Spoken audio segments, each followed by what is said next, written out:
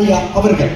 புத்தகம் என்னும் போதி மரம், புத்தகம்தான் போதி மரம் என்ற தலைப்பில் பேச வருகின்றவர். அவரை ஒரு 5 நிமிடத்தில் சொல்லிவிட முடியாது. படிப்படியாக தன்னை உயர்த்தி கொண்டவர்.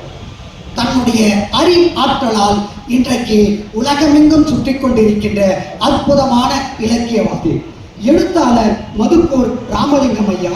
தஞ்சை மாவட்டம் மதுக்கூர் அருகில் விக்கிரமம் என்ற கிராமத்தில் பொறுப்புள்ள பெற்றோர்களுக்கு பொறுப்பாளராக பிறந்தவர்தான். சின்ன வயதிலேயே வாசிப்பு பழக்கத்தை தன்னிடத்தில் கொண்டவர். அது மட்டுமா, மதுக்கூர் திரு ராமலிங்கம் ஐயா சின்ன வயதிலிருந்தே வாசிப்பு பழக்கத்தை தன்னகத்தே கொண்டு அற்புதமாக தன்னடக்கத்துடன் அமர்ந்து கொண்டிருக்கின்றவர். எனவே எழுத்து பேச்சு மட்டுமில்லை, பாடுவதிலும் வல்லவராக திகழ்ந்தவர். பொருளாதாரத்தில் முதுகலை பட்டம் பெற்றவர். அது மட்டுமல்ல, கவிஞர் கண்ணதாசனுடைய இரங்கல் நிகழ்ச்சியில் தன்னுடைய முதல் கவிதையை அங்கு பேசி கைத்தட்டுதலை எல்லோரிடத்திலும் வாங்க பெற்ற ஒரு அற்புதமான அருமையான ஒரு எழுத்தாளர் தான் உட்கார்ந்திருக்கின்றார் பேசுவதற்காக.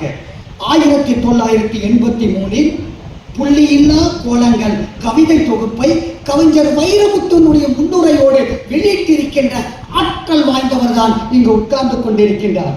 படிக்கும் பொழுது காய்க்க தெரியாத காகிதங்கள் என்ற கவிதை தொகுப்பு அறிவுமணி அவர்களால் வெளியிட வாய்ப்பை பெற்றவர் தான் நம்முடைய மதுக்கூர் ராமலிங்க ஐயா அவர்கள். வானொலியில் பேசுகின்ற திறனை கல்லூரி படிக்கும் பொழுதே தன் வசம் பெற்றுக்கொண்டவர் திரு மதுக்கூர் ராமலிங்க ஐயா அவர்கள்.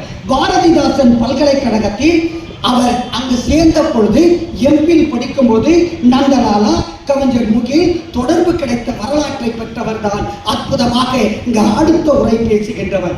தமிழ்நாடு முற்போக்கு எழுத்தாளர் சங்கத்தில் தன்னை இணைத்துக் கொண்டார். கையாலாகாத கடல், இடது பக்கம் செல்லுங்கள், அடுத்தது திண்ணை பேச்சு, விந்தை மனிதர்கள் என்ற அடுக்கடுக்கான நூல்களை வெளியிட்டவர் தான் இங்கு உட்கார்ந்திருக்கின்றார். நந்தலாலா, முத்துநிலவன், ஜிவி இவர்களுடன் பட்டிமன்றத்தில் பேசியவர். விஜய் டிவியில் லியோனி ஐயா இடத்தில் பட்டிமன்றத்தில் பேச்சாளராக இருந்து பட்டிமன்ற நடுவராக தன்னை அலங்கரித்துக் கொண்டு உலகமெங்கும் சுற்றி கொண்டிருக்கின்றவர். சுவிட்சர்லாந்து, ஆஸ்திரேலியா போன்ற 15க்கும் மேற்பட்ட நாடுகளில் இலக்கிய சொற்பொழிவாதியாக தன்னை இணைத்துக் கொண்டவர்.